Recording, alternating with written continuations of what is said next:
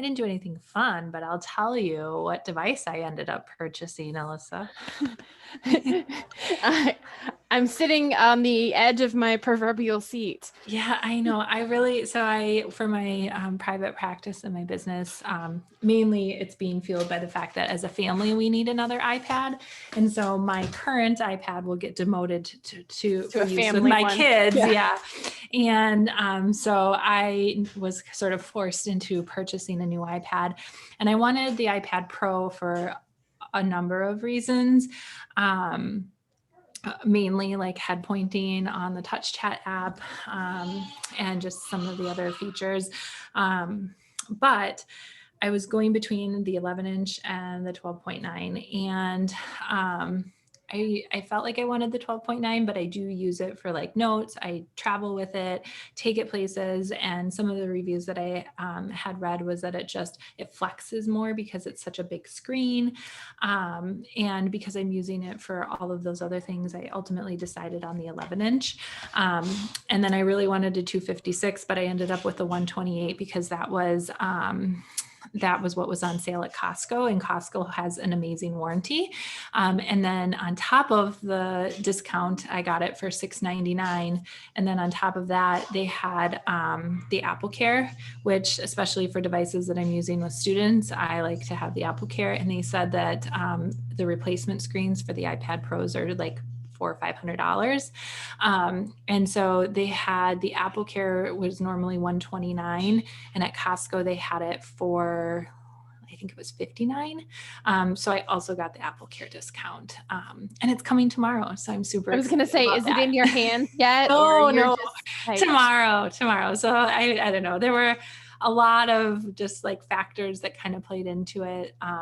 But ultimately I decided on the 11 inch, and I don't know if anybody else has played around with eye gaze, and the Tobii Dynavox. They have like their PCI mobile. I didn't want to purchase the PCI mobile because it's pretty spendy. But Tobii actually does a lot of gaming. So I bought one of the gaming eye gaze bars, and that actually works really well. So I was thinking if I needed I have a laptop that it works with that has a 13-inch screen. I also have one that has a 15-inch screen, and just to do some quick eye gaze stuff, to kind of initially assess if it's even something that might be possible. I also have those two different screen sizes. So that meant I didn't really have that smaller iPad-ish screen size, which is ultimately then why I kind of decided on the 11 inch. So many things to think about. And Jennifer, I'm going to put in the chat box. Every device I personally own, and every device our school system, like I try to put out, I put a Mr. Shield on. And the reason that I use Mr. Shield is that basically they have a lifetime warranty. So if it's a glass, screen protector. So when I they usually come in like 1 or 2 packs. When I put the last one on in the box, I email them and they send me a brand new box of them. That's awesome. So And it's I like, have that on my iPhone, that brand. And I like how they go on. I feel like they go on really easy. I like sort of the guide tabs. yep.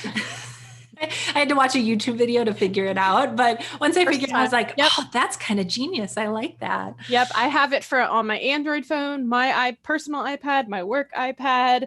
I have a Windows Lenovo tablet, and I like every device I own gets a Mr. Shield because of that, because I can put it on and be like, okay, I need a new one, because I usually am pretty good about not breaking the new glass screen until the new set are there. Yeah. In our district, I guess we don't put them on. But our technology department can replace screens. We also don't buy like the Apple Care warranties with them anymore because it's just cheaper for our technology department to put new screens on them. I think we usually pay $30 or $40 for an iPad screen, and we save a lot of money by not purchasing the warranty for them. But for personal devices, I always buy the Apple Care. The one time you don't. I know, exactly. I was interesting though, Costco has a Square Trade warranty that you can purchase in place of the Apple Care. So I was overwhelmed with all of the different choices because there were differences, I guess, with the Square Trade. It was cheaper. But then ultimately when I got the Apple Care on sale, it didn't really end up being that much cheaper. So I just went with the the AppleCare because I've had good luck with that. Yeah. That's exciting. I can't wait until you actually have it in your hands. I know. And it's going to be upgraded probably to the new iOS too, which I still haven't done on my other one. So then you can spend some time getting used to the new iOS on that one. And then maybe it'll lure you into updating. Yeah. So that was my big Black Friday shopping deal that's related to AT. Nice. Anybody else Black Friday, Cyber Monday shop for something AT related? Or want to but didn't? Not to that extent, but I bought some visual timers off of Amazon really cheap. So I'm excited about that. They even came today. So nice. I was looking to see if they're still on sale. You just never know what you'll find.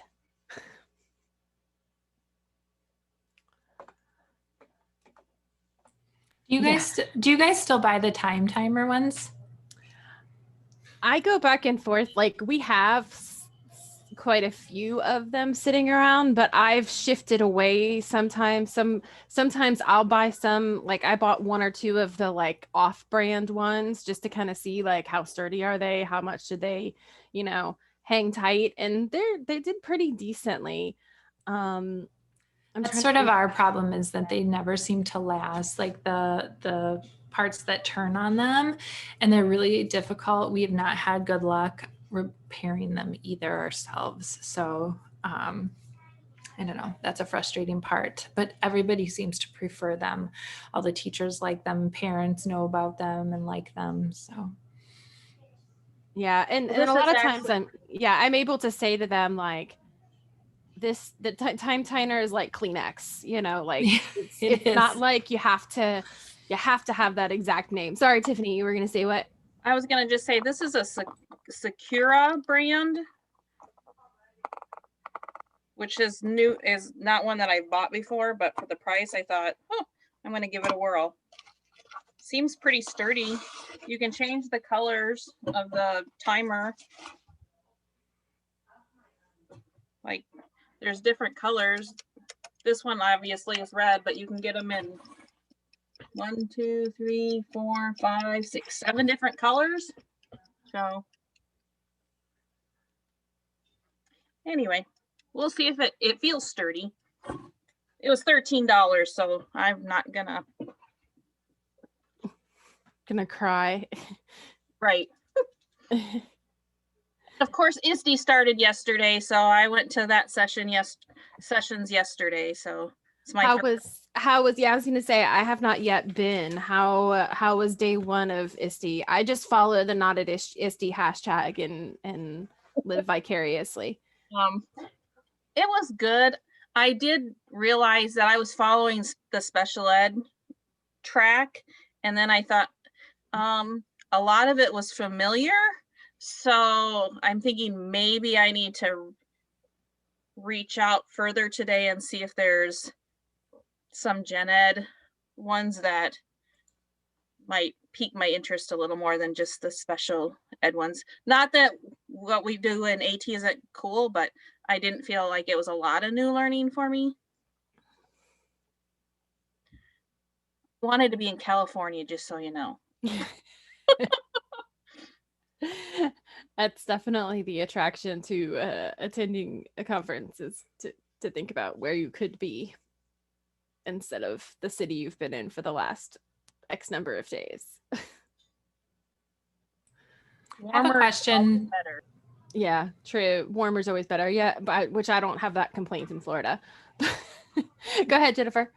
I have a question for the group. I had somebody reach out to me, and they asked about having a permission slip or some sort of permission form for individuals that use AAC and putting pictures on devices. And I don't have anything. We have always used just our general form, or like that we have all students sign, which I I looked at it this morning again, and I'm kind of like, yeah, maybe we should have something too. I was just wondering if anybody else uses a form. I have one. I'll open it up while I'm trying to Google search, looking and see if anybody else has one. We have a district lawyer that I'm sure would draw something up, but I'm just kind of curious what wording is, just as an example. I started with, here, let me share my screen. I started with what some of the base wording is in our district one for all students. And most of the time it followed that whoever said no to having whatever picture taken, it was also an issue for a device name. But basically it just says, you know, your kiddo's classroom has student or students who have difficulty communicating. We'd like to include your student's picture along with their first name. Before we did so, we wanted to ensure you had your permission. And then basically, like, we're not going to use this picture for anything else. It's basically a check yes or no and sign. And I think it was just important to explain why we wanted to use it and not just just send them another random permission slip, but specifically say like, this is why we wanted to use it. And if we get a parent who says no, we've done a couple of different things. We've had the AAC user and that student pick out a picture they wanted to have represent that person. In our high school classrooms, we have a lot of kids that are using Bitmoji already, or Memoji. So we've had, we've used one of those if we get a no. But I'm happy to make a copy of this and share it with you guys. But that'd be great. I would appreciate that. And we've done the same thing, and always fall back to that emergent literacy as well, like just having their name on a button too. They're just their first name. But we've done the same thing, picking out just a regular image. But since someone asked me about it and now it got me thinking about it, I thought I'd ask the group.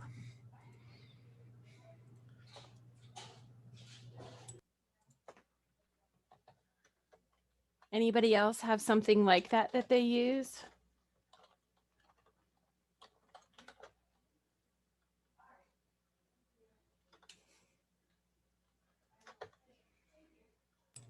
I was Googling or searching on the quiet listserv just to see if there was anything there, and I didn't really see anything. But it did bring up another sort of interesting thought I often use students' voices to record on, even just like Big Macs, so it doesn't sound like an adult 40-year-old speech therapist. Right. And somebody had even brought that up as, should we have permission if we're using another student's voice to record on the devices? More times than not, I use my own children, but I only have girls. So sometimes I run into issues when there's a boy. But I thought that was sort of an interesting thought too. That's fairly anonymous, and you would never really know which student it is. And I usually don't pick other students from that classroom just because then you sound just like your peer in that classroom. I'll kind of find somebody completely random, or have the speech therapist in the building pick somebody. So I don't know, but I thought that was interesting because I hadn't really thought about that either. Yeah. Any other thoughts from other folks on sharing the voice or other? Jennifer, I just dropped a link in the chat that should give you a copy of that one. I realize I need to update it because our school board has changed. I looked at the header and I was like, oh, I need a new header on that. Thank you for sharing. Oh, no problem. And as always, let your lovely attorneys look at it and they can pick and parcel whatever they want out of it and change it to something else.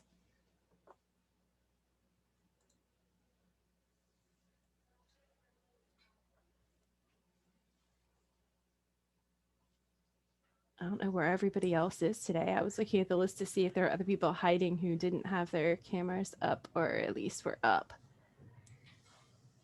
Everybody's still in vacation mode.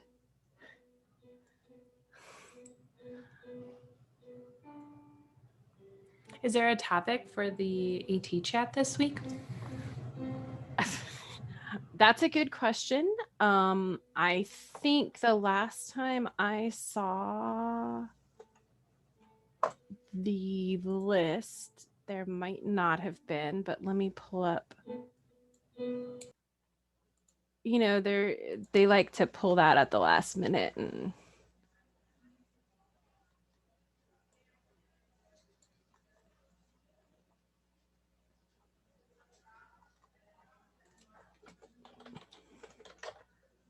I think he posted it at the end of last week's chat. So let me look real quick.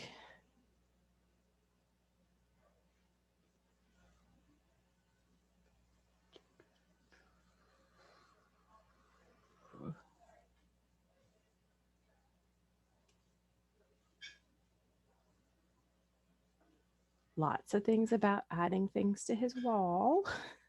Not so many things about the actual schedule. Do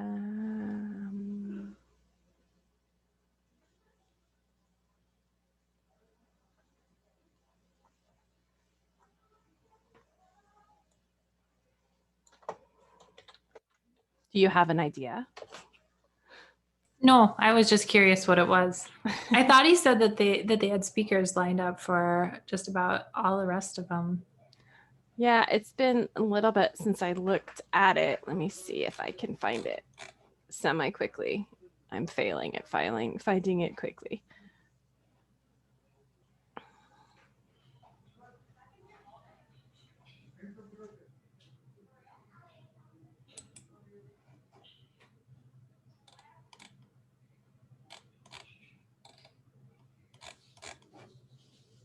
It's a link I should have bookmarked and I just don't. Yeah, I don't have it bookmarked either. I was just thinking that. Thus why I asked. And if Mike were here, he could put his fingers on it super quickly, but alas, he has little to no internet world. So I actually have the chart bookmarked and there's no topic. There's no topic. Oh, well, that's good. We can make up a topic for Mike to do. That would be good use.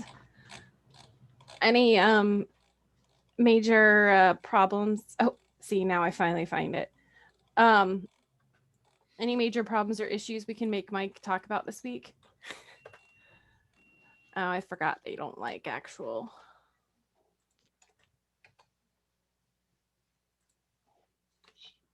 Bitney's in this thing. There we go. Oh yeah, so this week has none, but the next couple of weeks are full. Maybe he wants to share on some of his learning at ISTE. We could assign him, we could voluntold him that topic. I'm quite okay doing that.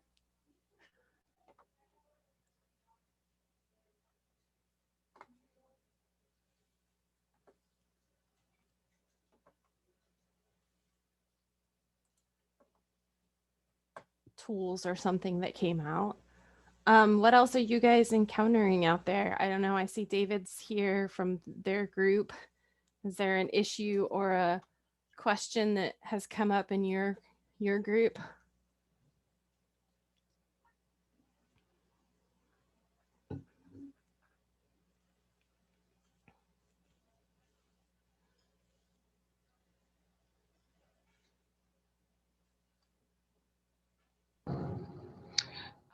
Speaking on behalf of the Rockford group, which is Nice. Still organizing itself under Gail's 3-year plan, moving ourselves forward. We are really right now taking some of the free time that we've had, laughing, to work on building up our website and adding tools. We created, excuse me, our district's moving along and implementing MTSS better across all the buildings. We are in a very large district. We have just under 20,000 students. I don't know what the latest count is on buildings, but 4 high schools, 6 middle schools, 20 some elementary, half a dozen early childhood. So you can imagine that across the district, we have a variety of buildings doing MTSS better than others. And sorry, I forgot I didn't have my Yep. camera on. It's okay.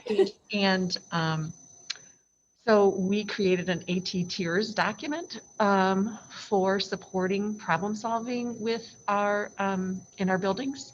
We have a lot of kids coming up to problem solving teams, and so we've been working with special ed as well as gen ed to get some tools available into their hands. So we've really been doing a lot of background work lately.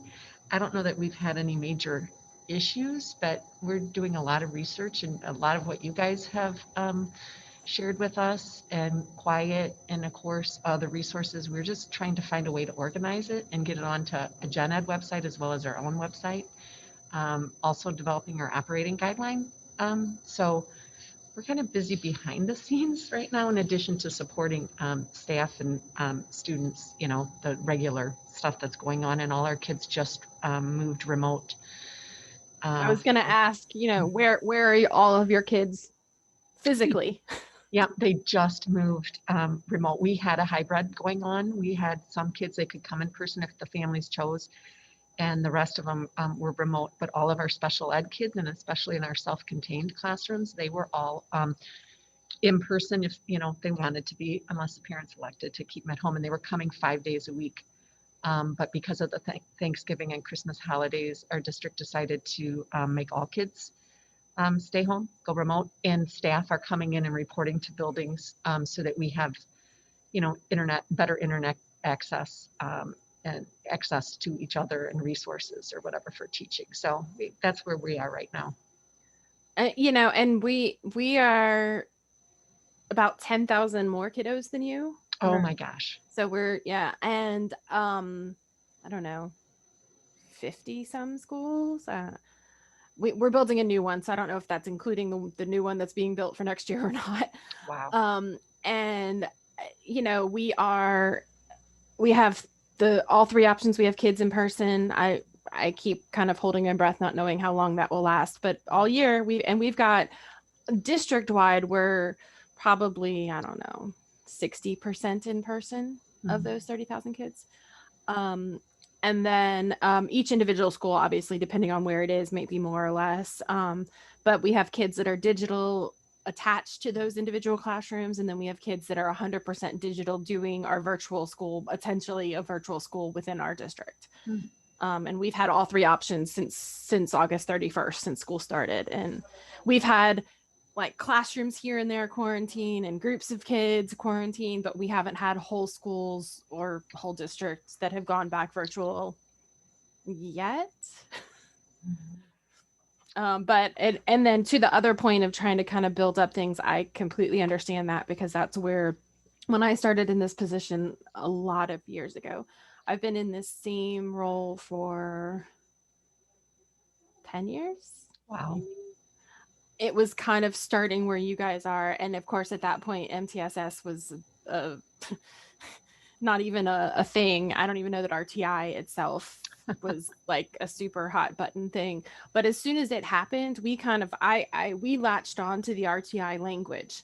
So we talk about assistive technology interventions because it makes sense to teachers, you know, like it's language they're used to using when they're talking about doing that MTSS process. So for us, it didn't make sense for us to try to design a different track or a different process, because it would have just been something different for people to learn. But yeah, definitely on the back end of like all that prep time is absolutely worth it. You know, using now to build on-demand resources. So, I mean, I can't tell you how many videos I've done, you know, and a lot of times one person asked for it, but I try to make it very general when I send them a video. Like I use Loom a lot, just because it's very quick to do screen recordings, but I try to do it very general so that if somebody asks a semi-similar question, I can be like, here's this video link I've already done for you. Like, nice. Save it. I'm not familiar with Loom. It's like Screencastify. Okay. It's like, you know, what's the other one?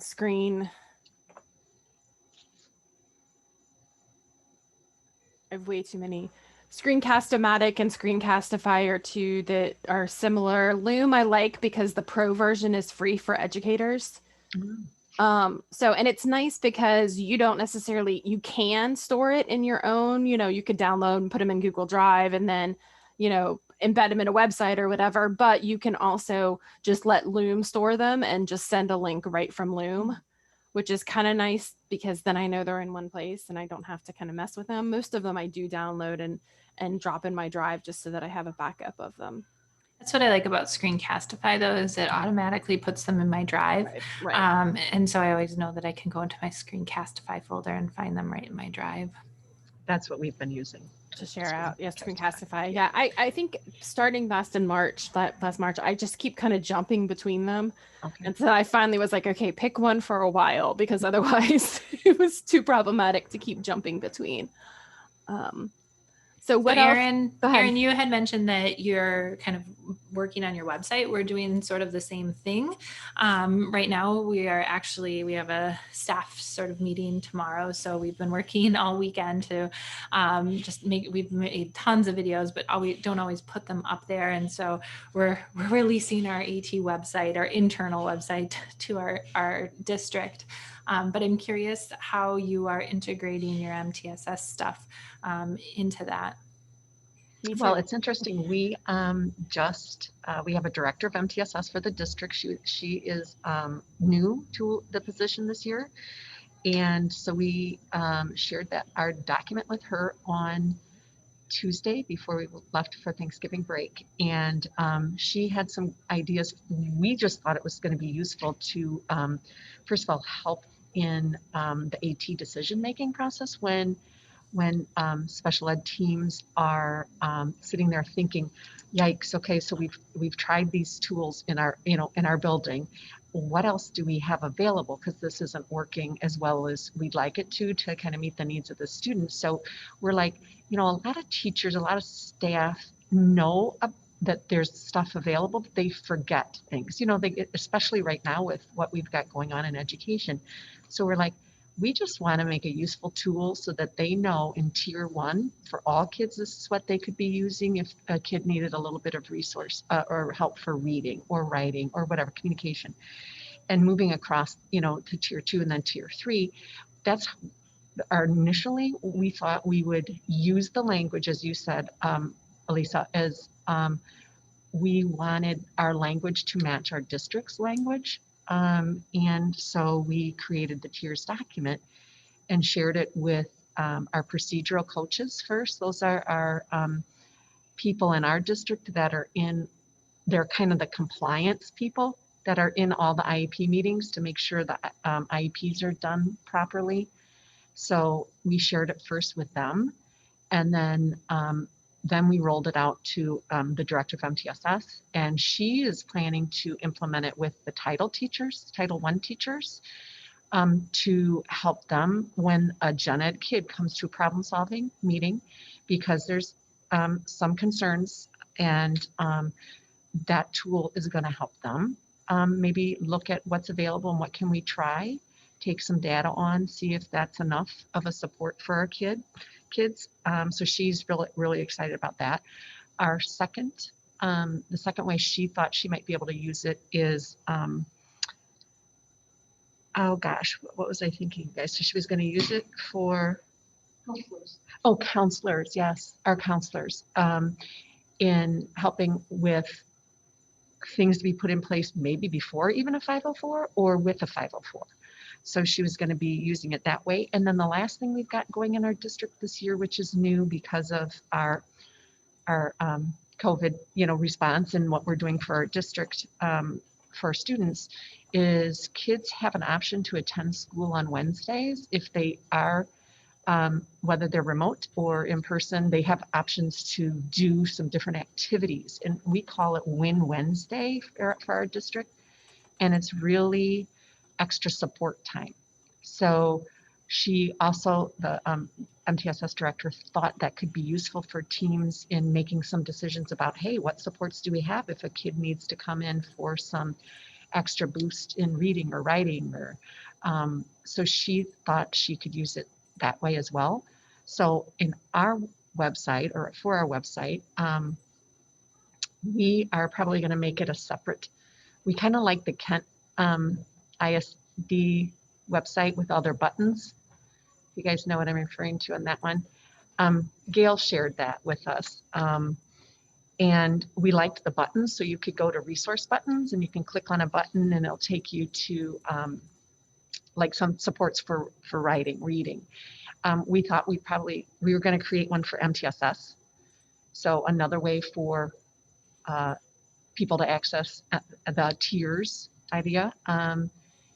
And then let's see, what else were we going to do? Is that the one you're talking about, or is it like? Yep, that's it. Okay. Yeah, that's it. Mm-hmm. So we're kind of modeling our website a little bit like that. We thought that was really user friendly and thought our district would respond well to that. So that's kind of how it's a live document we're continually adding as we learn about more resources, but we really based it on what we know is available in our district. So we're using our instructional ed website as a resource. So they've implemented a ton of new tools this year. As you can imagine, I'm sure you guys have all experienced that too in your district. So yeah, so we have done some background. We've took some classes this summer on learning how to do the Nearpod, learning how to do all of these new tools that we didn't have until just this year. So we're presenting in some of those modes as well to help teachers understand, hey, this is a tool that can be used for informal assessment and collaborative with students. And, yeah, so anybody else, you guys? Did I miss anything? No? I don't think so. Okay. So does that help, Jennifer? Are you thinking, like, how are we going to include MTSS?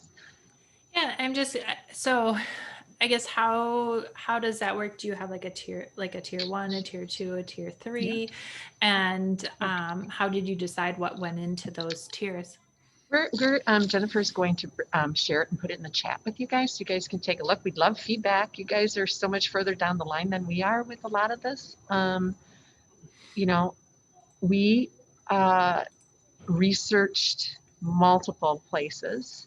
We really, like I said, used our instructional ed tools and website that our district really has, I don't know, I guess, pumped up, beefed up this year because of all the new tools that are out there. So we kind of referenced back to the resources on that page, as well as looked at, was it Lottie, you guys? We use so many different resources. I can't even tell you our whole list of resources as we created it. But yeah, Jennifer just shared the document in the chat. So we really lined it up like we've seen MTSS written, you know, tier 1, 2, 3, and tried to line it with what our district MTSS looks like. So we did kind of look at their documents as well when we were pulling stuff in. So again, we told them this is not all inclusive. We are putting things in as we hear more and we learn more. And so that's kind of what we said. We created some examples for teams, whether they're problem solving or SPED teams or just teachers wanting resources. Are you guys able to get into that?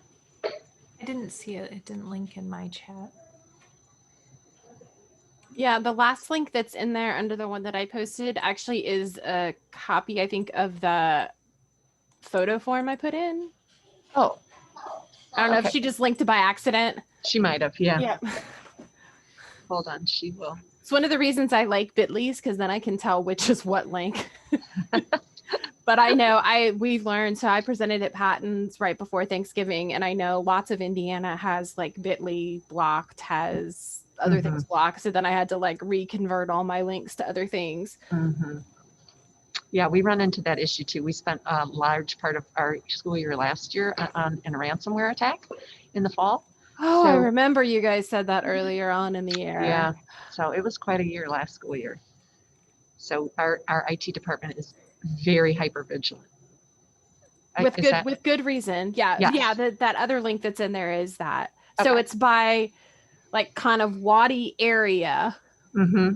Yes. And then tiered within the Wadi areas. But it Yeah. looks like, you know, I know Wadi has that old school chart everyone's seen that does that thing, but I think that's really overwhelming. And this one I like just because, you know, you've like provided resources on the things that are actually available in your district instead of it being this like laundry list checklist that people, I think that's always my hesitation always with like a checklist format is people are like, yeah, that sounds good. That sounds good. That sounds good. And then you have all this stuff that doesn't actually relate to what they need. That's what we were trying to avoid because we have that same issue in our district as well. People going, yep, okay, check to that one. And then in terms of how your kiddos are getting access to these things, like if they're in tier 2, is that like a referral to you guys? Is it teachers are just, it's not a referral until necessarily that for any of this, or is it referral at tier 3? We're actually, so that's part of our thing, our plan with Gale is because we are such a large district and there's only 5 of us and 3 of us were brand new to the process last year to AT. We were like, we have got to do better about having AT available and people understanding AT and not being afraid of AT and what that means in all of our buildings. And so we really are working on doing the capacity building model. And so this was part of that undertaking, I think, too, in creating a document that reminds people of what they already do often, and they don't even think of it as an intervention tool, you know? So we wanted to just make sure they were aware that in most buildings, these things are available, like our tier 1s, like, but that's available across the district. Right. And we also recognize that our teams in different buildings have different levels of understanding and competence and you know, I don't know how to put it, but willingness. yes, Like okay, yeah, yes, right. yeah, to implement some of these things on their own. And we're saying to so many of them, hey, we can't be at every meeting for a kid, a student, but we know that AT needs to be a consideration at IEP meetings. And there's an AT box that needs to be checked as part of that process in an IEP meeting. And we can't be there with all of you at every, you know, meeting. So here's a document that could help to remind you, hey, is this kid doing it or using anything that's AT related? Yeah. And so yeah, so we really are trying to push the whole, we know you guys have skills, we know you guys are also overwhelmed, but here's some resources. See what you can exhaust in your building first before you reach out to us.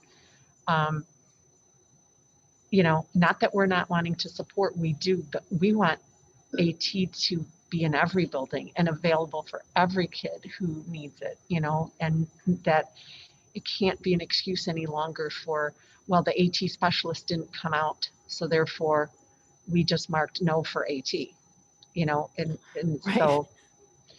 so we're kind of building that too, and it's been a kind of a painful year, I'd say. We've had a few staff members kind of do the little freak out, you know, oh my God, you're not going to be at the meeting, or how can I address this? And we're like, hey, let's Zoom ahead of time before the meeting. Hey, let's Zoom, let's talk about it. I mean, I can help you go through the set framework, and that's what we would normally do anyway. So let's do it remotely, and then you can take that in and share it with the rest of the team and continue to fill out the framework. And then if you get stuck, then reach out to us. So that's all part of the operating guidelines we're developing too. But it's been a bit of a change for people, for sure. Am I saying that adequately, you guys? Yeah. What do you think has been the biggest challenge and the biggest success in that change? Okay, somebody else has to get in on this. Come on. They're all so quiet today. They can feed you answers too. Yeah, okay, feed me or let me turn off my mic.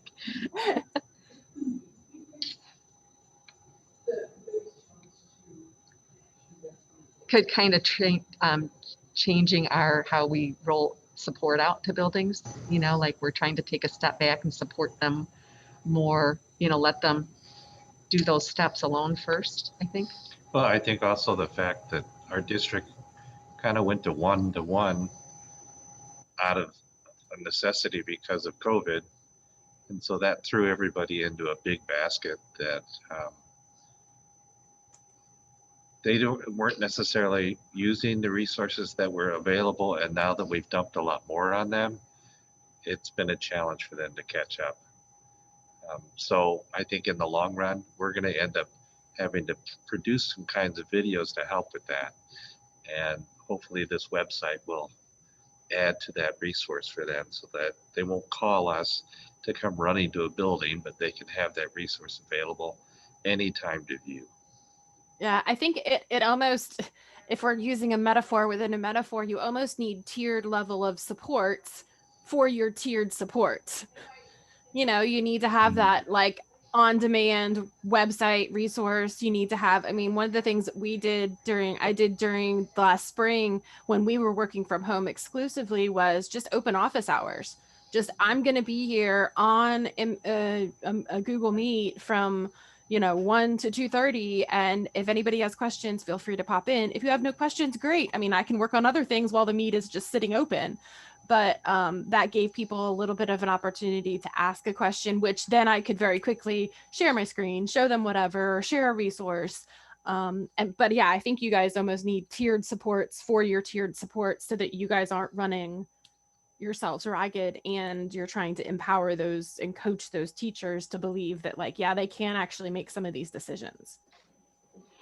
And actually, that's one of the things that we're going to work on. We're working on like a survey kind of with our referral, kind of get that tiered support going and documentation of how that works. Yeah, and I think for us, the like automating as many of those processes as possible helped. So when they do get to the point where they need more help, we do have a referral process that happens, and it's not assigned consent. It's just like a tag, I need somebody else to tag in and come and help. And that's a Google form because we're a Google-based district. But what it does on the other end is I use Autocrat. Form Publisher probably does the same thing. There's a couple of other add-ons, but what happens when a referral comes in is the people who submitted the referral, which is a teacher usually, or an SLP or an OT, they get a copy and a PDF of what they submitted. That's shared with my coworker and I that do AT, but at the same time, it also takes that information, puts whatever they submit in a Google Doc that's then shared with us. That's basically our observational summary. So and it's based on the SET framework. They submit information about the student and the environment and the tasks and the tools they've tried. And then there's a space in the Google Doc for our like observational summary and recommendations of things to try, but that is automated completely. So I just got one this morning, when it submits, it does that entire process and just emails and lets us know, hey, there's a Google Doc that's been created for you. So I don't have to go copy and paste things in. We use that for a bunch of different processes in our office, and it's helped tremendously. Swallowing and feeding, that's how we do our referrals. All of that stuff happens. We use the Google form because it's the easiest way to get that information in. But then instead of me hand doing some of those processes, Autocrat does it for me. But I love the idea of, a chunk of things not even being us. And that is how a lot of this, like, we have Snap and Read district wide, and that's actually one of those, if we're going to talk silver linings of COVID, like, our usage of Snap and Read has skyrocketed, and we've had it for years district wide, but our numbers, we had one day where we didn't have access. There was a block that happened because our district is like yours. And we basically screenshotted the usage numbers and says, you have to have a solution quickly, because this is not just our kids. This is not just like all kids are using this. Please help us. And we got a solution rather quick. And seeing that increased usage, it comes with some problem solving, but that tier 1 and even a little tier 2 supports that like are just quick changes, like, changing the background or, changing the mouse cursor size, some of those quick things that are a little bit more individualized have made a lot of difference for us. Yeah, Holly, thanks for putting the link to Autocrat in there. Autocrat and Forms Publisher are similar in how they work. And there's another one, Document Studio does a similar thing. It's basically a Sheets add-on. So it's not an extension. It's an add-on you get through Sheets that you basically walk it through the process and tell it when this happens, you want the process to be this, and this, which is kind of nice.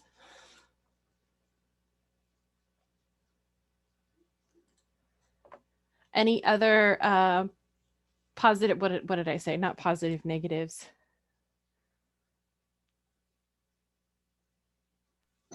I think you were just asking if anybody had anything new going or anything, right? I think Jennifer started by sharing that she bought that wonderful new iPad for her use, which everybody's excited about. I live vicariously through everyone else's purchases. Yeah, I bought some couch cushion covers. It's not very exciting. Erin, and to your whole group, thanks for sharing that. I really liked it. I sent it to one of my AT buddies in our district. And I just want to say you're lucky to have 5 people. We also have a district of about 20,000 and there's like 2.5 of us. So, wow. So you guys are fortunate to be able to do a lot of this kind of work because we just don't have time at this point to do some of this. But I really like how you broke it down into tiers. And I think that will help frame some of the discussions that we have. Irene, I'm sorry.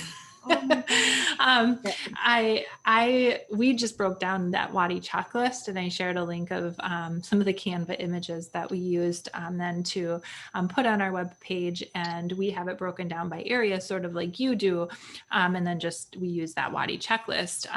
But I like the idea of having those tiered levels of support. I think my biggest thing is just getting people to always like reference that. It's so easy to just email me and be like, hey, what should I do? Or fill out our consultation request form.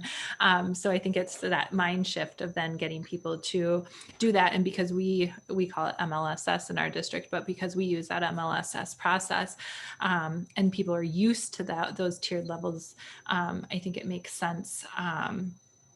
And it might be something that they think of, especially if we can get some regular ed support for it, like you guys have. So something to put on my to-do list for eventually.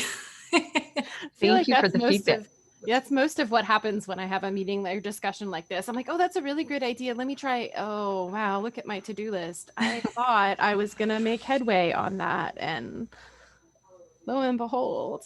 Jennifer, thank you for sharing yours with us too. And I was going to say, again, it wasn't an all, inclusive. It was just examples to start our document, and we're going to intend to keep adding. So if you guys have any resources you want to recommend, we're happy to look, but that's great, Jennifer. We'll look at what you guys got going on too, because maybe we're in Wisconsin, so WADI to us is like the gold standard. And at one point 15 years ago, that's all everybody in Wisconsin knew. And so since that WADI stuff has been updated in the last few years, we've kind of gone back to referencing and using that because there are still a lot of people that worked back when WADI was really big and really in our area know that. So that's why we kind of default to more of the WADI tools, and that whole process, has the SET framework built into it and really has a lot of tools built in. I like the chapters for people. I often send those chapters to people so they can do some of their own learning. And then there's also, they have learning modules too that go along with them. So you can send those learning modules. I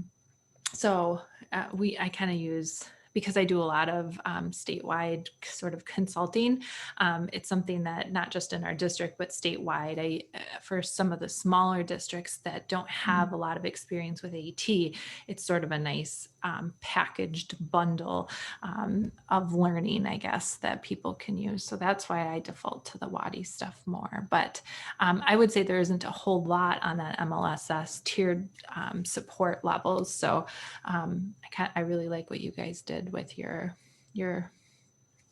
links in your form and breaking it all down. Thank you. Yeah, kind of merging the two of them together. Has it worked so far, like in the places where you've started and you have some buy-in from staff? You know the places that it's really easy to go, that you know you've got staff who are on board. Are you seeing some positive changes? Yeah. Yes, absolutely. We kind of were keeping it playing it kind of close to the chest for a little bit until we got a chance to introduce it to the procedural coaches first, because again, they are in nearly every IEP meeting. And again, it really was to help staff understand how to mark the considerations for AT box, and think about AT in all the ways we have it available and that they already might be using and again are not familiar with. So once we rolled it out to the procedural coaches, then we kind of felt we could start working with our case managers and our speech paths, because they are also huge players, in this game, right? And so we individually have Zoomed with different teams and buildings across our district, and it has been really well received. They have said that it's been such a helpful document for just even again reminding them that these things are could be considered AT tools, that these are AT interventions or supports or whatever frame of reference they use in their terminology. But so far people have been giving us great feedback, and we've asked staff, hey, if we've overlooked something, please share it with us. Like let's get it on the document. Because again, these are just examples. It's not meant to be everything available, but we really would like it to be as useful as possible. So we haven't yet gotten anyone to give us additional feedback, I don't think, have we, guys? So hopefully that will come, if we've missed some obvious things in our district. But yeah, so far it's been very well received. So we're excited. That's great. That means all that front-loaded work you did to get it in a good spot means it's kind of covering at least the current basis. Who knows what tomorrow's changes will bring? You just never know when things are going to change or what the change will be. And from all of that you've done, do you kind of have a sense for like, here are the next like 3 things I really want to have do with this? Like what your future directions are? I know that's a big question when you're in the middle of a school year, but. Anybody else want to weigh in?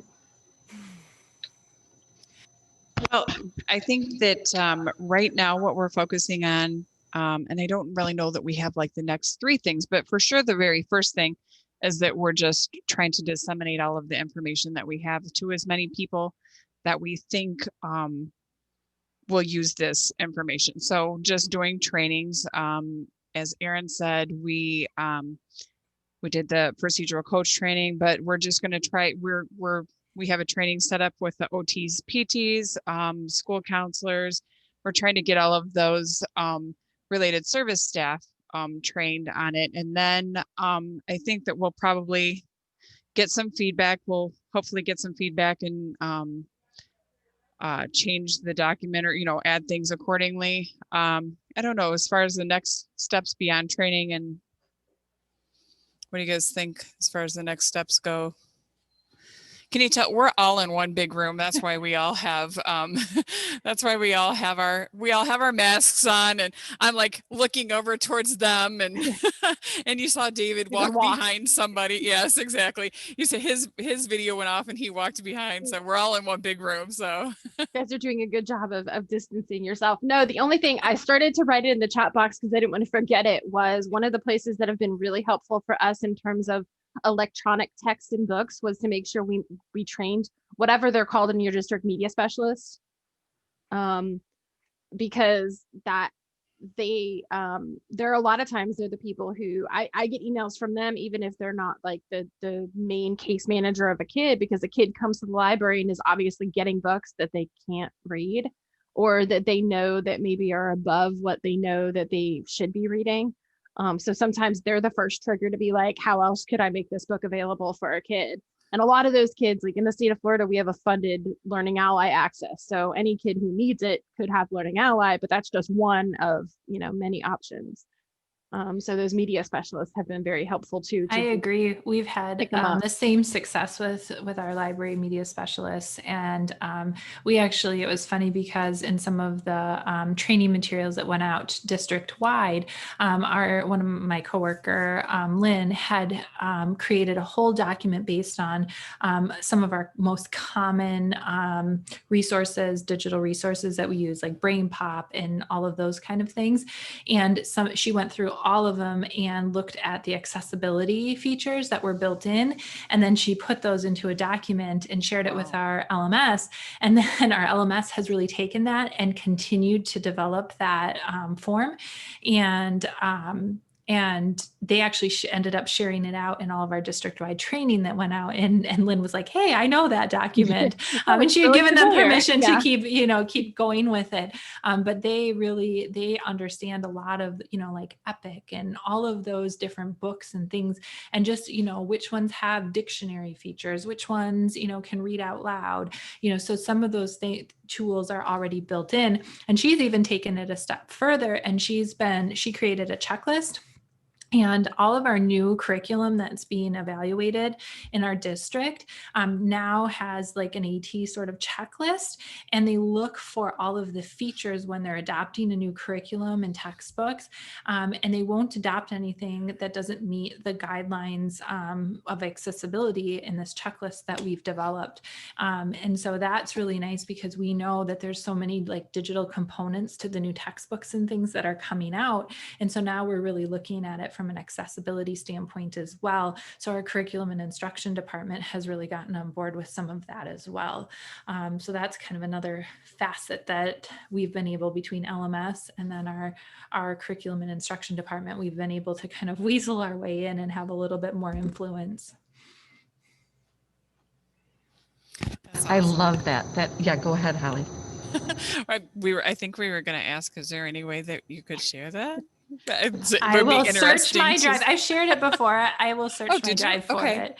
And so I will see if I can find it. If not, I will definitely share it next meeting, next Monday, if I can't find it quick right now, because I know our time is up. Gotcha. I was going to say we're close to the end of time, so we'll see how fast Jennifer can search her Google Drive and go. And I can hang for a second and we can get the link and share it. But yeah, it sounds like a really great resource. Great suggestion. Thank you. Yeah.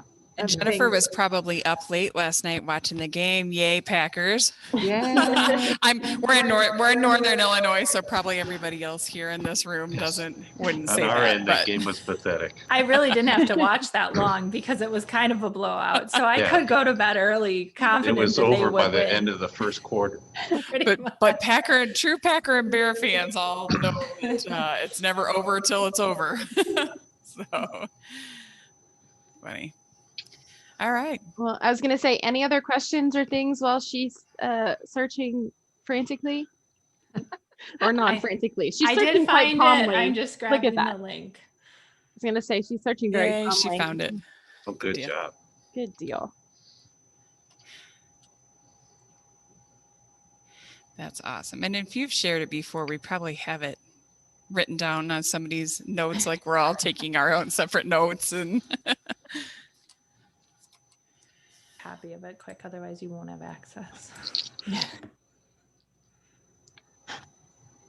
We appreciate it. It's just always good to double check, and I like how you guys broke it down. Even your library media specialist broke it down even further than what we have.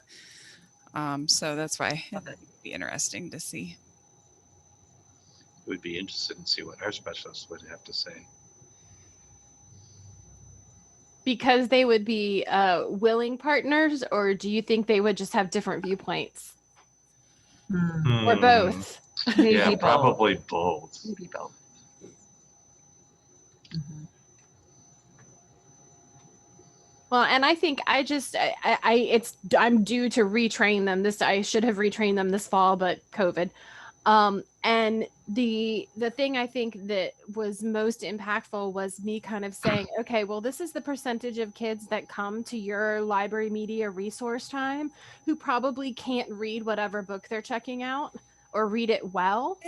So, here's otherwise you've got, this percentage, and I don't remember what percentage it was. Let's say we have 10 or 15 or whatever percentage of kids who have disabilities in our district. Like, even if it's half of that, that's a huge percentage of kids that you would want to make sure could actually access the textbooks. And it was like, once they thought about it from that framework, they're like, oh yeah, we want to make sure they can access things.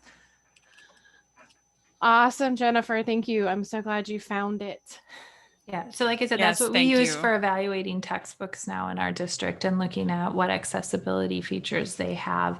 And so it's been helpful in just making sure that, stuff that we've already purchased obviously doesn't have all of these features, but they're pretty much ruling out anything that doesn't have most of these features, and only going with textbooks that would have these supports built in. Excellent. Thank you so much for looking for that and finding it. And It was easier to find than I thought. You got lucky. Gotta love Google Drive search. Super helpful. Well, on behalf of Mike Murata and the New Jersey AT Project, I'm really glad you guys were all here today because I think it was a really good conversation. I think he's going to be sad he missed it. And I will touch base with him, and hopefully come next week we'll have more people and more discussion. Bye, guys. Great. Thank you guys very much. Have Bye, a great guys. day.